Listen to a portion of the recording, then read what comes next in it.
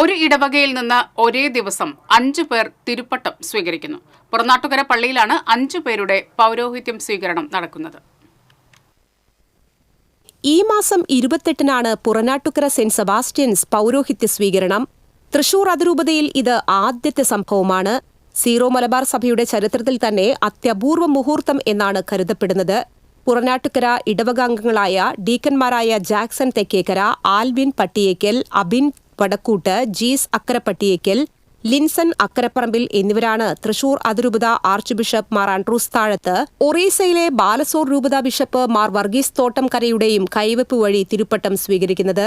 ഈ വർഷം പുറനാട്ടുകര ഇടവകയിൽ നിന്ന് 5 ഡീക്കന്മാരാണ് നവവൈദികരായി അഭിഷേകം ചെയ്യപ്പെടുന്നത്.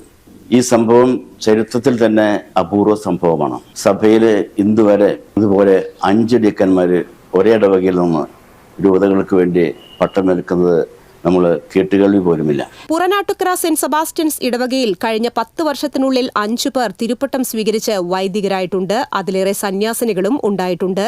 എന്നാൽ 5 പേർ ഒന്നിച്ച് ഒരേ ദിനത്തിൽ ഒരിടവകയിൽ തിരുപ്പട്ടം സ്വീകരിക്കുന്നത് ഒരു അപൂർവ സംഭവമാണ്.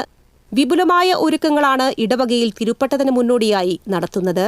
ഫാദർ ജോൺസൺ ഐനിക്കലിന്റെ നേതൃത്വത്തിൽ കൊച്ചച്ചൻ ഫാദർ തോമസ് ഊക്കൻ, ഇടവക കൈക്കാരന്മാർ, ഇടവക പ്രതിനിധി യോഗം അംഗങ്ങൾ, ഇടവക കേന്ദ്ര സമിതി അംഗങ്ങൾ, അതുപോലെ കുടുംബ കൂട്ടായ്മ ഭാരവാഹികൾ, തിരുപ്പട്ട കമ്മിറ്റി കൺവീനർമാർ, സിസ്റ്റേഴ്സ്, മറ്റ് എല്ലാ ഭക്ത സംഘടനകളും വളരെ ആവേശത്തോടു കൂടിയാണ് എല്ലാ ഒരുക്കങ്ങളും നടത്തിക്കൊണ്ടിരിക്കുന്നത്.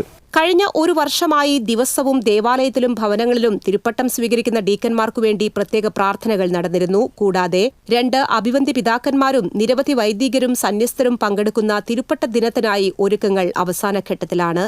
Reverend father Johnson Ainikkal, assistant വികാരി ഫാദർ തോമസ് ഊക്കൻ, നടത്ത് കൈക്കാരൻ Davis Chittilappilly, general convener Joseph Perumpilly എന്നിവരുടെ നേതൃത്വത്തിൽ വിവിധ കമ്മിറ്റികളായാണ് ഒരുക്കങ്ങൾ പുരോഗമിക്കുന്നത്.